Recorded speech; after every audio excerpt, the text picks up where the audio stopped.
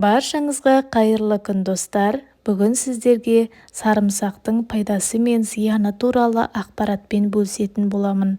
Ол үшін видеоны толығымен көріп, маған лайк басып, пікір қалдырып, және тіркелмеген болсаңыздар тіркеліп кетулеріңізді сұраймын.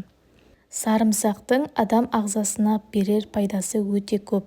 Сонымен қатар оның зиянды жағы да бар. Сарымсақтың құрамында 400-ден аса пайдалы компоненттер бар. Сарымсақты негізі шикідей жеген пайдалы. Сарымсақтың өткір иісін артынан алманы жалбыз жапырақтарын немесе балдыр көкті шайнау арқылы немесе сүт ішумен кетіруге болады. Швецияда балалар мектепке барарда сарымсақ жегізу қалыпты әдетке айналған. Өйткені бұл балаларды мешеулікке ұрынудан сақтайды. Бүгінгі күні дәріханаларда сарымсақтың ұнтақтары мен арнайы дәрілерді халыққа таратуда. Мамандар күн сайынғы тамақта 10-15 грамм сарымсақ жеп тұрудың денсаулыққа пайдалы екендігін айтады. Бүгінге дейін зерттеген ғалымдардың айтуынша сарымсақтың құрамында 400-ден аса пайдалы компоненттер бар. Иммунитетті нығайтады, организмді қоршаған ортаның зиянды әсерінен қорғайды, ағзадағы бактерияларды өлтіреді, асқазан ішек жолдарына, жүрек талма ауруларына ем, микробты болдырмайды, жараны тез жазады, ауруды басады, ішек құрттарды жояды, қақырықты түсіреді. А витаминозға өте пайдалы.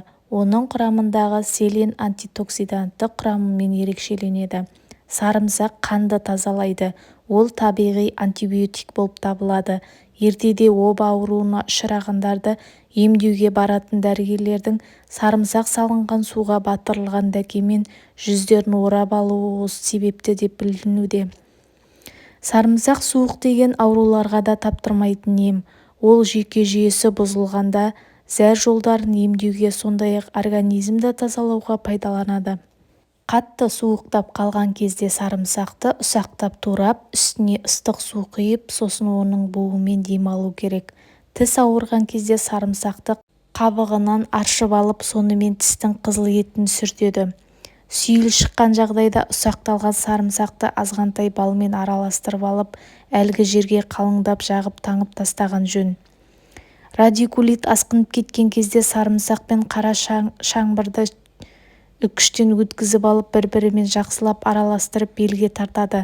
Тағы бір әдісі ұсақталған сарымсақты жұқа дәкеге салып, қашан қыздырғанша белге тартып байлап қояды. Сосын оның орнына май жағып, жүн матамен орап тастайды. Гипертониялық аурулар кезінде қатарынан 2 күн 2-3 түйір сарымсақты ұсақтап турап алып, түнге қарай жейді. Сосын 2 апта үзіліс жасап барып, осы процедураны тағы бірнеше рет қайталайды. Тұмаудың алдын алу немесе ауыра қалған жағдайда емдеу үшін күніне 2-3 рет мұрынға сарымсақтың суын тамызған жақсы. Суық тиіп ауырғанда бірінші күні 30 грамм сарымсақ қабылдау қажет. Сарымсақтың ай жарым ішінде мөлшерінен күнбе-күн көбейтіп отырып 90-120 граммға дейін жеткізесіз. Ал ай жарымнан кейін сарымсақтың мөлшерін керісінше біртіндеп азайтып, бастапқы кездегі 30 граммға дейін төмендету керек. Оған қоса күніне бірнеше рет сарымсақ буымен демалып, арқа мен кеуде тұсын өсімдік майымен араласқан сарымсақтың сөлімен сүртесіз. 10 шақты пиязды бір бас сарымсаққа араластырып турап, сүтке салып жұмсарғанша қайнату керек. Оған аз ғана шырын немесе шөптердің қайнатпасын құйып, балды қалауынша қосасыз. Мұны күшті жөтел кезінде сағат сайын ішуге болады. Қатты тұмауратқанда түшкіріп жөтеліп, қызу көтерілгенде, тамақ ауырғанда, бұлшық ет пен сіңір тартылып ауырғанда 1 шай қасық сарымсақ майын және 20-25 тамшы пияз сөлін қайнаған суға араластырып, жылылай 1 стаканнан 4 сағат сайын ішіп отыру керек. Мұрынға 5-10 тамшыдан тамызу қажет. Жүрек ауруларына да сарымсақ таптырмайтын ем. 1 литр балға 10 лимонның сөлін қосып, оған 10 сарымсақты ұсақтап араластырып, тығыз жабылған ыдысқа салып қояды. Ол қараңғы салқын жерде 1 апта тұруы тиіс. Сосын күніне 1 рет 4 шай қасық тамақтанардан 20-30 минут бұрын қабылдап, әр қасықты жұтқан сайын арасына 1 минут үзіліс жасап алған жақсы. Бұл қоспа демікпесі бар стенокардияға өте пайдалы. Тіпті бір адым жүрген сайын ентігіп қалып тыныстап алатындардың өзі осындай тұнбаны қабылдағанда сауығып кеткен көрінеді. Ағзадағы холестериннің деңгейін төмендетуге де сарымсақ жақсы көмектеседі. Ол үшін күн сайын өрік, шие, қара өріктен алынған 15-20 граммнан қабылдап, бұған қоса 1 шай қасықтан күніне 3 рет сарымсақ майын немесе 1-3 шай қасық сарымсақ ұнтағын қабылдап отыру қажет. Ал бастапқы инфаркт кезінде тамақ мәзіріне сарымсақ майын, сарымсақ шарабын, сарымсақтың өзін араластыру керек. Бұл инфарктті тежейді. Жүрек ұстамасының жиілеуін тоқтату үшін тазаланған 1 түйір сарымсақты жұтып жіберген дұрыс. Қалтаңызда нитроглицерин болмай қалған кезде осылай істесеңіз жүрегіңізді бүрген ауру ізі қайым жоғалады. Сонымен қатар сарымсақ теріге сыздауық, сүйел, теміреткі, қышыма сияқты жаралар шыққанда да таптырмайтын ем. Мысалы, шүберекті өсімдік майына шылап алып, артық майын сығып, ортасына ұсақтап туралған сарымсақ салып, жараның үстіне жабыстырып таңып тастаса, қабығы тез жарылып, қабынуы тоқтап, ауырғаны басылады. Бірақ жараның үстіне тұнған сарымсақты күн сайын ерінбей ауыстырып тұру керек. Беттегі безеу, бөртпе, терінің тағы басқа іріңді жараларын кетіру үшін сарымсақтан жасалған емдік тұнбаны қолдануға болады. 400 грамм сарымсақты ұсақтап турап, шыны құтыға саласыз. Үстіне шамалап спирт құйып күннің көзіне сұйықтық сары-жасыл түске енгенше қою керек. Оны қайта-қайта араластырып қойғанда дұрыс. Содан соң сүзгіден өткізіп, бірінші күні 5 тамшысын қабылдайсыз. Екінші күннен бастап әр күн сайын 1 тамшыдан қосып отырып, 25 тамшыға дейін жеткізесіз. Содан кейін керісінше әр күн сайын 1 тамшысын кемітіп, бастапқы 5 тамшыға дейін азайғанша қабылдайсыз. Қажет болған жағдайда бұл емдеу курсын қайталауға да болады. Тұнбаны бетке жағып, терінің зақымданған жерін сүртсе артық етпейді. Сонымен қатар, сарымсақты үнемі жеу әжімдердің пайда болуын азайтады және оның құрамында зеңге қарсы және вирусқа қарсы препараттар болғандықтан безеуді емдеуге де көмектеседі. Медициналық зерттеулерде сарымсақ қартаю мүмкіндігін және әжімдердің пайда болуын азайтуға көмектесетін аллицинді қамтиды. Сондықтан сарымсақ түйіршіктерін үнемі жеу ұсынылады. Сарымсақ сонымен қатар безеулерді емдейді және терідегі безеулерді кетіреді.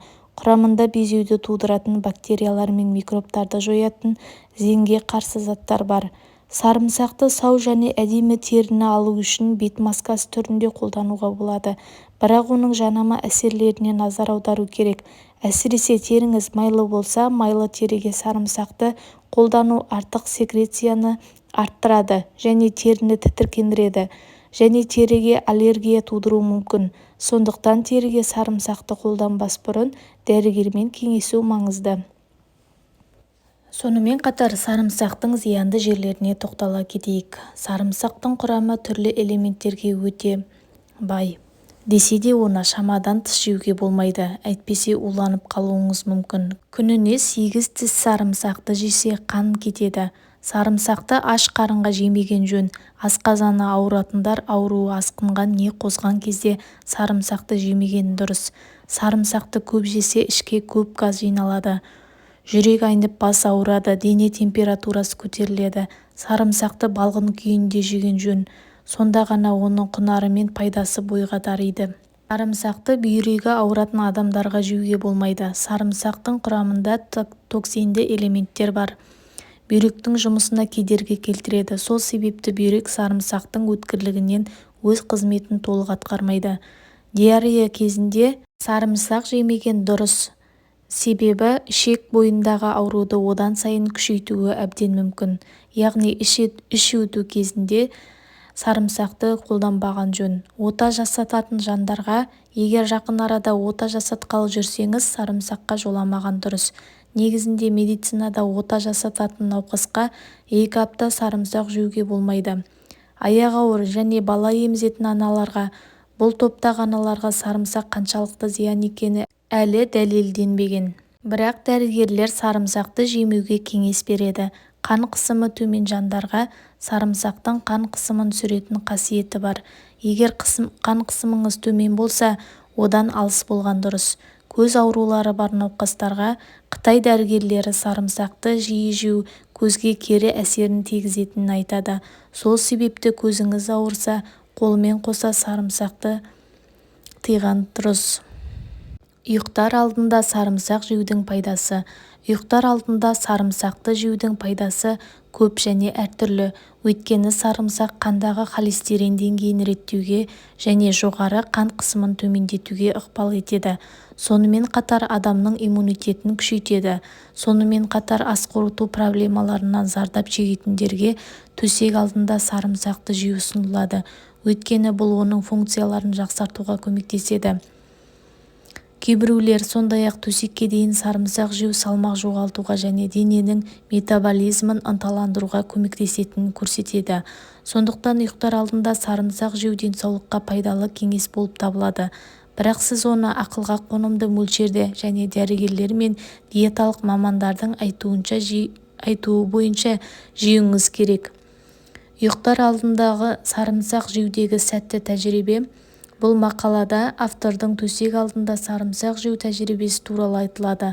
Ол шынымен сәтті болды. Айта кету керек, бұл тәжірибе сау құжатталған және сарымсақтың тағамдық және денсаулық құндылығын дәлелдейтін көптеген ғылыми зерттеулерге негізделген. Сарымсақ табиғи антибиотик ретінде әрекет етеді. Құрамында қосылыстар витаминдер бар. А, В1, В2, Р және С ағзаның иммунитетіне оң әсер етеді. Сарымсақтың құрамында минералды тұздар, магний, кальций, калий және хром, никель және кобальт сияқты элементтер бар. Сарымсақ қан қысымын төмендетеді, қызбаны төмендетеді және құрамындағы эфир майларының арқасында тыныс алуды жеңілдетеді. Тыныс алу жолдарын тазартады және қалған секрециялардың қақырық шығаруын жеңілдетеді. Сарымсақты сэндвичке кесуге немесе басқа тағамдарға қосымша ретінде жеуге болады. Дегенмен сарымсақтың күшті хош иісі мен ащы дәмі оның шикі түрде жеуге кедергі келтіруі мүмкін. Термиялық өңдеу процесінде сарымсақ өзінің кейбір қасиеттерін жоғалтады. Сондықтан оны ыстық тағамдарға қосымша ретінде жеу біз үшін дайындалған тағамның дәмін жақсартудан басқа ештеңе етпейді. Балаларға немесе шикі сарымсақ қосылған бір тілім нан туралы шешім қабылдай алмайтын адамдарға сарымсақ беру әдісін іздеудің жауабы қарапайым және тез дайындалады. Ол үшін балаларға сарымсақ сиропын дайындап беруге болады. Сарымсақ сиропын дайындау үшін бізге қажетті 2 немесе 3 сарымсақ, 3 лимон, 6 ас қасық табиғи бал, 1 кесе салқын су. Сарымсақ қабығын аршып, қалампырды арнайы қысқышпен немесе сығу процесімен ұсақтаймыз. Лимон шырынын сығып, оны балмен араластырамыз. Үнемі араластыра отырып, бірте-бірте су құямыз. Алынған затты күш алу үшін қараңғы жерге шамамен 24 сағатқа қалдырасыз. Дайын сиропты қара шыны бөтелкеге құясыз. Табиғи балды сұйық алтын деп атайды. Себебі оны емдік қасиеті және адам денсаулығына, иммунитетіне, әл-ауқатына пайдалы әсер ететін 300-ге жуық заттар бар. Нағыз балға сонымен қатар табиғи ақуыздар, витаминдер кіреді. Сарымсақ сиробын 1 шай қасық мөлшерінде күніне 2-3 рет, ал профилактикалық мақсатта күніне 2 рет қабылдаймыз. Суық немесе тұмау белгілері 1 апта ішінде жақсармаса, дәрігермен кеңесу ұсынылады. Достар, осымен біздің сарымсақ туралы пайдалы ақпаратымыз аяқталды. Сарымсақтың пайдасы мен зияны туралы ақпаратты видеоны соңына дейін көрген болсаңыздар, маған лайк басып тіркеліп және пікір қалдыруды ұмытпаңыздар. Және маған тіркеліп кетуді ұмытпаңыздар. алдағы уақытта тағы да осындай керемет пайдалы ақпараттармен бөлісетін боламын және менің арнамда керемет түрлі оңай жасалатын рецептілермен бөлісетін боламын. Сау болыңыздар.